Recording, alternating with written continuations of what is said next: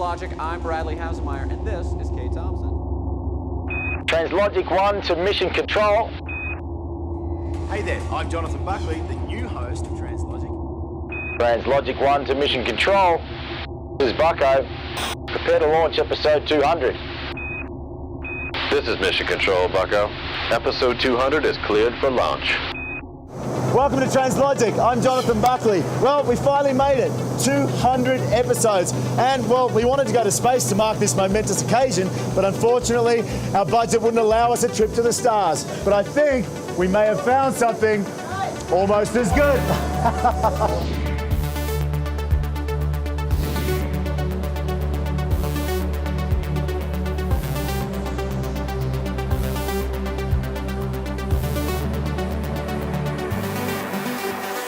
Well, I found myself at the NASA Centre, and I'm here with Brianna Henwood, who is the Director for Space Training and Research. Correct. What does NASA stand for? This is the National Aerospace Training and Research Center. We do train a lot of military pilots, the civilian aviators, and also future astronauts like yourself. What are we going to be simulating today? So this center specializes in the G-force, which is used in the launch phase and re-entry phase of spaceflight. Well, the one that we're going to be going through today is suborbital flight training, and we're going to be using the centrifuge. Yes. But the NASA Centre covers a whole gamut of areas, doesn't it? Yes. Next to us, we have a high-altitude chamber. That's also very important for spaceflight. A spatial disorientation chamber, like behind us, is a G-force device, which might help with different types of disorientation you might experience in space. And then the high-G space training simulator that you'll go into this afternoon. I understand that the flight profile that we're simulating today is the Virgin Galactic model. You're going to be taking off from a mothership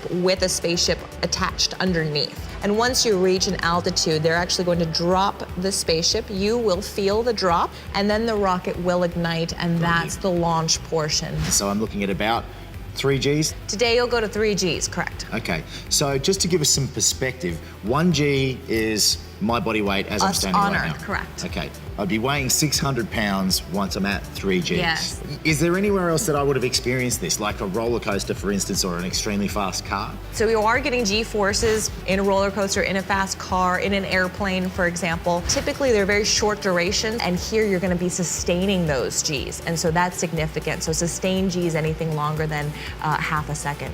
What sort of G-forces is an astronaut feeling when taking off in a space shuttle? Traditionally, in the shuttle program, for example, they'll feel up to 3 Gs on their body. And then going forward in the suborbital commercial spaceflight programs, they might be experiencing up to a 6 Gs. So it's significantly higher. It's not a playground, it's a very serious centre that you have here. I even had to go through and get my level 3 pilot's medical certificate before I came here to make sure that I was in tip-top shape, which I passed, thank goodness. And I go get strapped in now, or do I have to go and learn some stuff first? I'll learn a little bit first. Okay, we'll learn some first. Yeah. Okay, let's learn stuff.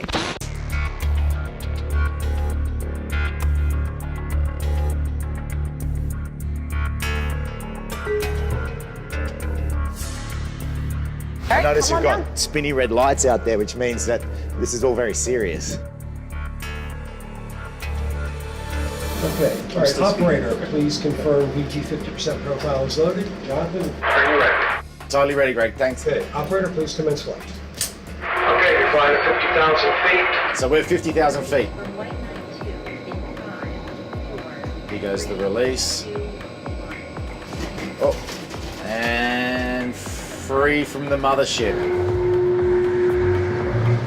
And, oh, there goes the rocket booster.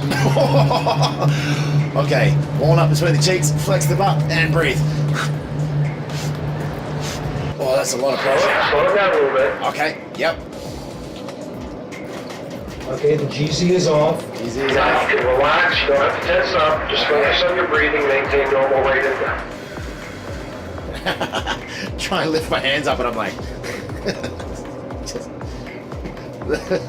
this is awesome, 100,000 feet already.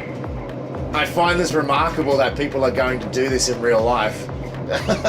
What can we do to fight against passing out? It's called an anti-G straining maneuver. Yeah. So you're going to be tensing your lower extremities and kind of clenching all of your muscles here, clenching your glutes, clenching your large muscles in the quadriceps, and also tightening the abdominals. And so by doing that clenching procedure, you're essentially, it's like a hose, and you're causing pressure on the bottom of a hose, which keeps the volume of water, or in this case, blood, into your upper thoracic and in your head.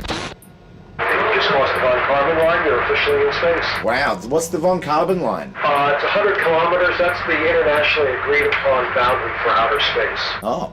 You go up Above that altitude, you can officially say, yes, I've been in space. So this is the part of the flight where I would unbutton my... and you'd be able to float around the cabin, yes. Wow.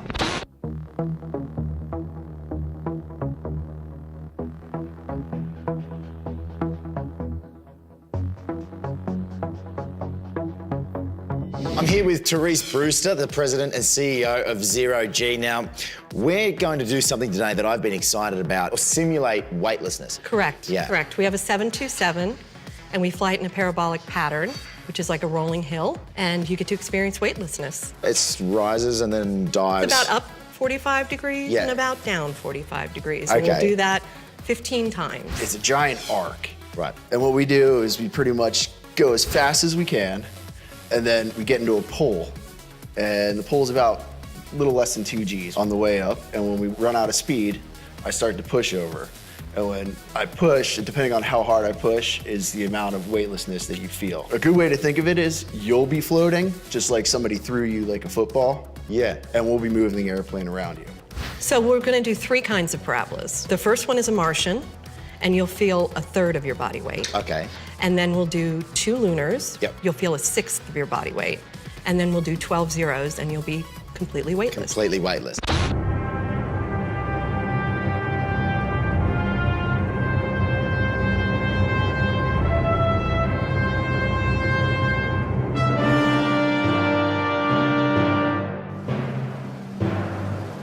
But we're about to go into our first pull.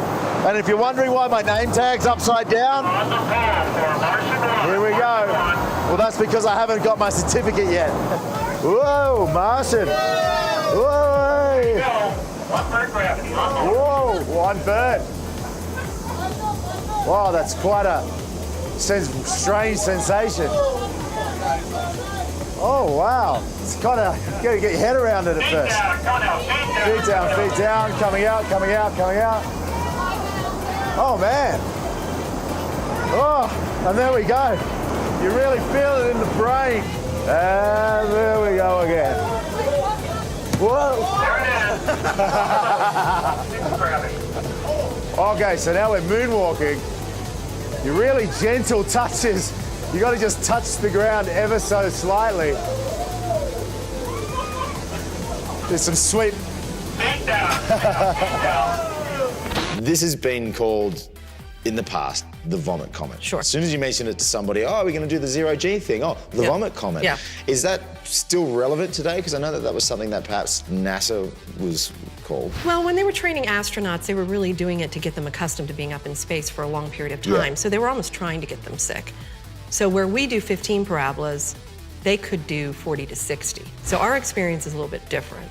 It's pretty rare for people to get sick on our that right? experience. During the high Gs, so the 1.8 pull when we're going up, we'll have people lie down on their backs. Okay. So you're not feeling the G forces from your head down. Yep. You're feeling them through your chest, which is easier Yeah. on you. I don't know, I had concerns before I came in, silly concerns about flying and maybe feeling sick or anything, but now that I'm in here and actually doing it, that feeling when you become completely weightless, it's like nothing else. I could do this just all day long. Oh.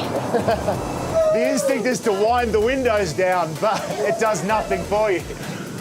Just the gentlest touch off the roof will just fire you straight over. Everybody's got this look on their face. It's like we're all children again. Oh. Sorry.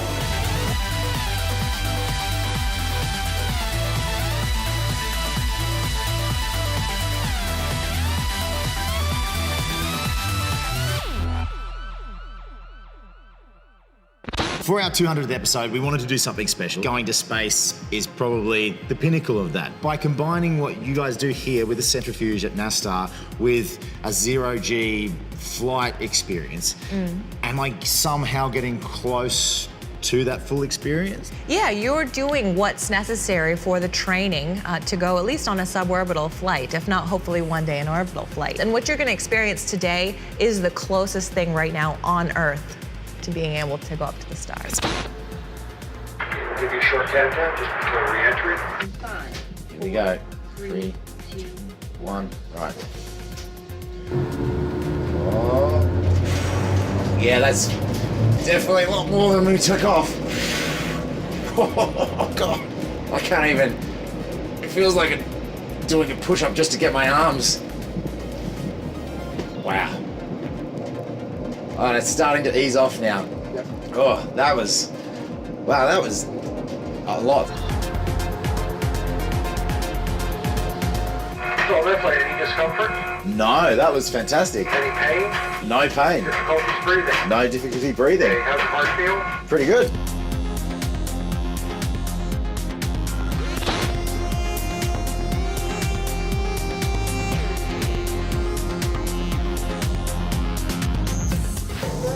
Well, 200 episodes is a huge milestone for Translogic, and we want to thank all the fans for joining us on all of our journeys. And who knows, maybe episode 400 will actually make it to space. For Translogic, I'm Jonathan Buckley. We'll catch you next time. Oh, my bum.